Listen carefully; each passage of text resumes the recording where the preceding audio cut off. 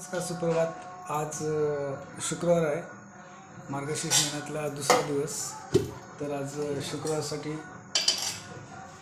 आमची नाश्ता असेल बटाट्याची भाजी आणि चपाती. तर बटाट्याच्या भाजीसाठी बारीक चिरलेलं बटाट, कांदा, मिरची, कोथिंबीर हे टाकून घेतलेलं आहे. आणि आता कढईवरती तेल गरम करत ठेवलेलं आहे. तेल गरम झालेलं आहे, त्याच्यामुळे थोडंसं राई टाकलेली आहे, जिरं टाकलेलं आहे. आणि आता बारीक चिरलेलं बटाट, कांदा, लसूण हे टाकणार आहोत. तर मिरची टाकलेली आहे, लसूण पहिलं टाकून घेत आहोत आणि मिरची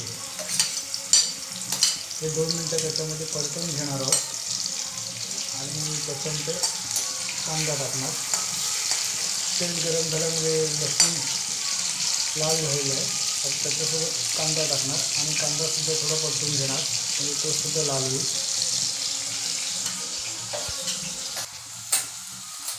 तर आता हळद आणि हिंग कांद्यावरती टाकलेलं आहे, ते व्यवस्थित परतून घेणार आहोत.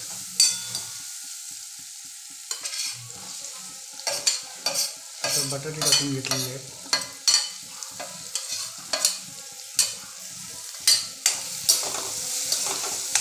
आता बटाटेसुद्धा तेलामध्ये व्यवस्थित परतून घेतले. हळद टाकल्यामुळे बटाट्यांना पिवळसर रंग आलेला आहे. व्यवस्थित परतून घेऊन त्याच्यामध्ये कोथिंबीर टाकून थोडंसं पाणी टाकून ती आता भाजी वाफेवरती ठेवली जाईल. वाफेवर ठेवल्यानंतर साधारणतः 15 मिनटामध्ये ती भाजी तयार होईल. बटाट पूर्ण शिजलेला असेल, तर पहिलेच बटाट तेलामध्ये परतवल्यामुळे थोडंफार शिजलं जातं. आणि आता पाणी टाकून ती वाफेवर ठेवल्यामुळे ते 10-15 मिनटात पूर्णपणे भाजी शिजून तयार होईल. तर ही भाजीसुद्धा चपातीबरोबर छान लागते, कारण कधी केली जाते.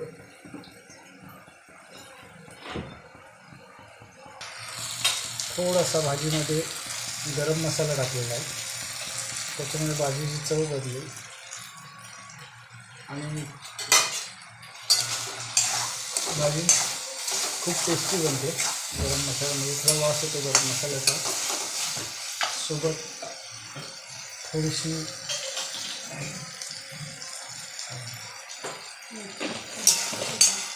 कसुरी मेथी टाकलेली आहे.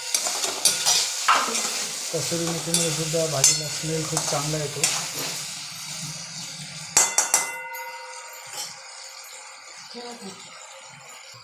तर आता साधारणतः 10 मिनटामध्ये आपली भाजी तयार होईल. वाफेवर ठेवण्यासाठी झाकण ठेवलं आहे. आपली बटाट्याची भाजी झालेली आहे.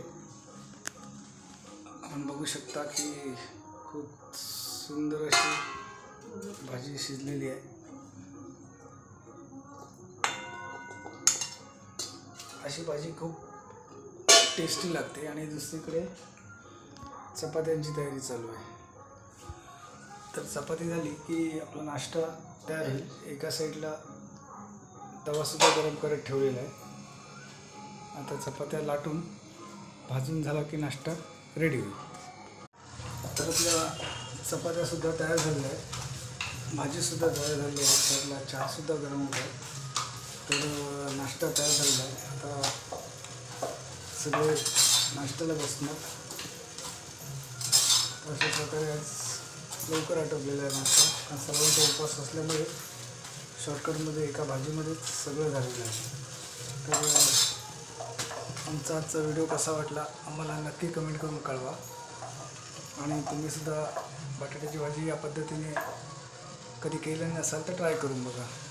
नमस्कार, सुप्रभात.